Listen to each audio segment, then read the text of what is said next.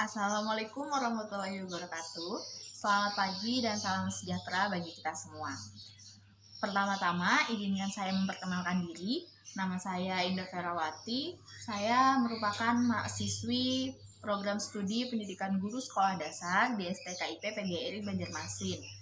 Saat ini saya menduduki semester 6. Kemudian pada kesempatan ini, saya akan mempresentasikan tentang mata pelajaran kajian PKN SD 2 dengan judul materi saya yaitu kasus pelanggaran HAM.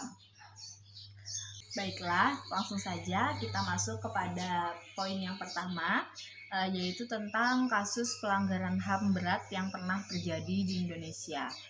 Bisa dilihat di situ yang pertama ada pembantaian di Indonesia yang terjadi pada tahun 1965 sampai 1966.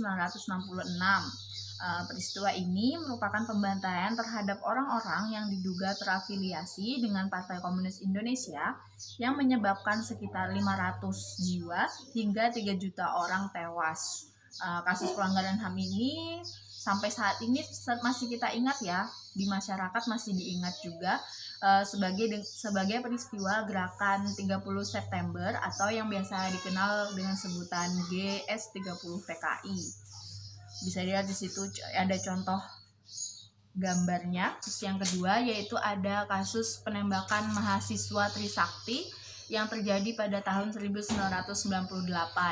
Nah, tragedi Trisakti ini adalah peristiwa penembakan pada tanggal 12 Mei lebih tepatnya yang terjadi pada tahun 1998.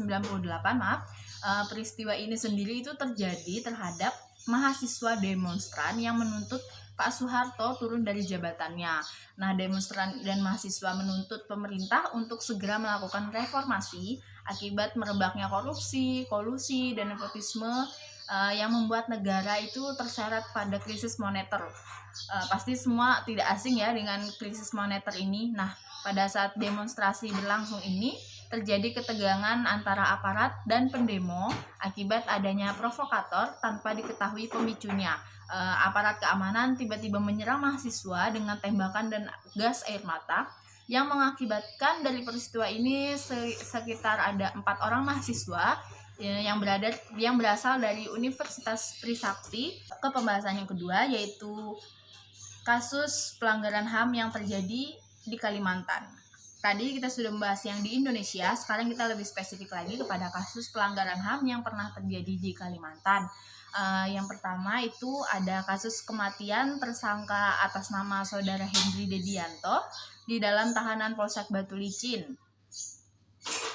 Nah, ini tuh menjadi salah satu perhatian Komnas HAM juga ya, mengingat pada kasus ini diduga telah terjadi kesalahan prosedur dalam proses pemeriksaan yang mengakibatkan tadi saudara Hendri Dedianto itu mengalami meninggal dunia seperti itu. Lanjut kita kepada kasus yang kedua yaitu kasus sengketa penguasaan rumah dinas TNI AD di Jalan Lingkar Dalam Komplek Ahmad Yani, Banjarmasin antara warga dengan pihak Korem 101 Antasari Kodam 6 Mulawarman. Kasus yang terakhir di situ ada kasus tewasnya jurnalis di Kalimantan Selatan. HAM ini menilai ada pelanggaran HAM mengenai penyakit Muhammad Yusuf yang mengakibatkannya meninggal. Ia mengatakan sebelumnya istri Muhammad Yusuf itu sudah memberitahu pihak kepolisian bahwa si M. Yusuf ini menderita penyakit berat sehingga diharuskan melakukan check up rutin di rumah sakit, tetapi pihak lapas kurang memberikan fasilitas itu. Sehingga pembahasan kita yang ketiga yaitu tentang kasus pelanggaran HAM yang terjadi di sekolah. Bisa dilihat di situ tentunya sangat banyak, sampai saat ini pun masih sering kita temui kasus-kasus pelanggaran HAM yang terjadi di sekolah, yang terjadi antara guru dan murid, antara sesama murid. Banyak sekali kita temui ya. Di situ ada yang pertama, peserta ospek dipaksa makan makanan encer. Sesungguhnya pelanggaran seperti ini sangat tidak layak ya.